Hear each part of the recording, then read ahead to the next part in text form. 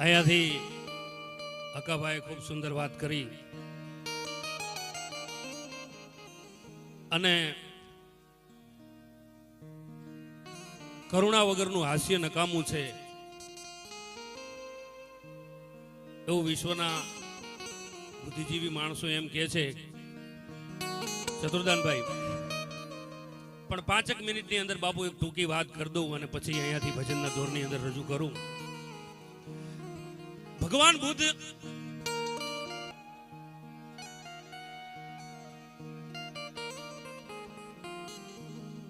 બુદ્ધ આમ જતા હતા રસ્તાની અંદર બાપુ અને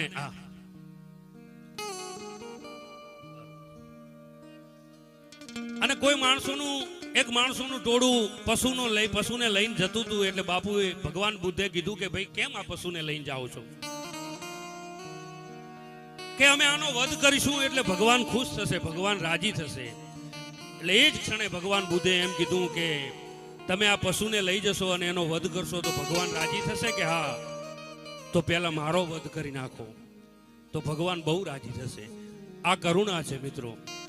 અને જીવનની અંદર જો કરુણા ન હોય ને તો તમારું મારું જીવતર નકામું છે સાહેબ. સંસાર, આ દુનિયા, અને એવું જરૂરી નથી કે તમે હું બધા લોકોને પૈસા આપીએ સાહેબ. પૈસા આપવા એટલું જરૂરી નથી સાહેબ. હું તમને એક ટૂંકી વાત કરું. એક આર્મી મેન, એક મિલિટરી મેન મિલિટરીની નોકરી પૂરી કરી અને હોસ્પિટલની અંદર જતો તો. હજુ હોસ્પિટલના પગથિયા ચડે, હજુ હોસ્પિટલની અંદર એન્ટર કરે, ઈ જાય ઈ પેલા એક નર્સ દોડતી આવી, ગડગડતી દોટ મૂકી નર્સે બાપુ, અને ઈ આર્મી મેનનો હાથ પકડી લીધો, મિલિટરી માણસનો હાથ પકડી લીધો અને હાથ પકડી લઈ ગઈ. અને ઈ હોસ્પિટલના બિછાને 80 વર્ષની ઉંમરના એક વૃદ્ધ દાદા જિંદગીના છેલ્લા શ્વાસ ગણી રહ્યા હતા. અને આર્મી મેન ને લઈ ગઈ નર્સ. આર્મી મેન હજુ કઈ જાણે, સમજે, વિચારે ઈ પેલા ઈ નર્સ છે એનો હાથ પકડી અને દાદાના બિછાને લઈ ગઈ. સાંભળજો, કરુણા કોને કહેવાય? 80 વર્ષના વૃદ્ધ દાદા, રૂની પૂણી જેવા વાળ છે, જિંદગીના છેલ્લા શ્વાસ ગણે છે. અને આર્મી મેન ને લઈ એનો હાથ પકડીને નર્સ લઈ ગઈ અને ઈ 80 વર્ષના વૃદ્ધ દાદાનો હાથ બાપુ ઈ આર્મી મેનના હાથમાં, મિલિટરી મેનના હાથની અંદર આપી અને બાઈ ઊભી રહી ગઈ. ઈ બાઈ નીકળી ગઈ, 2-5 મિનિટ ઊભી રહી ગઈ ત્યાં અને પછી નીકળી ગઈ. આર્મી મેનને ખબર નથી કે આ વૃદ્ધ કોણ છે, જિંદગીના છેલ્લા શ્વાસ ગણે છે, હોસ્પિટલના બિછાને. એને ખબર નથી કે આ કોણ છે. 2 મિનિટ, 5 મિનિટ, 15 મિનિટ, 20 મિનિટ, અડધો કલાક, 1 કલાક, 2 કલાક અને 3 કલાક થયા. ત્યારે 80 વર્ષના વૃદ્ધે આંખું ખોલી અને આમ સામે જોયું તો મિલિટરીનો ડ્રેસ દેખાણો.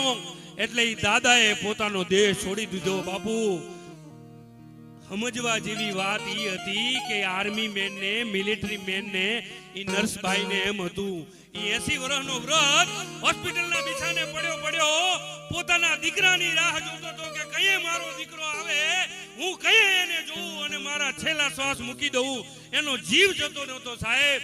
ઈ બીજો માણસ, આર્મી મેન, એનો દીકરો નહોતો, પણ સાહેબ 2 કલાક માટે એનો દીકરો બની ગયો. મિત્રો, 2 કલાક માટે એનો દીકરો બની ગયો અને દાદાનો હાથમાં લીધો ને ત્યાં જિંદગીના છેલ્લા શ્વાસ પૂરા થઈ ગયા. મિત્રો, આ કરુણા છે જીવનની અંદર.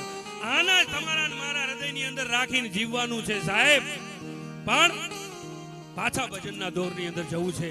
વધારે વાત નહીં કરું. કવિત लिखे परवाने को तो अनपढ़ कहाँ जाने, संगीत तराने में कहाँ जाने बहरो, અને छिलर के ददराने ददीजल कहाँ जाने अंधजन दर्पण में चेहरो, ऊंचे घराने की रीत व्यभिचारी कहाँ जाने मंदमती गुणबोध गहरो, सामल बनंत शेर शायरी के दीवाने वो कहाँ जाने साहित्य सुनेरो. સાહિત્યને તો વાતો કરવા બેહીએ તો બાપુ ઘણી થાય અને આ બધા કલાકારોને ન્યાય ન મળે તો મારું સંચાલન ખોટું પડે.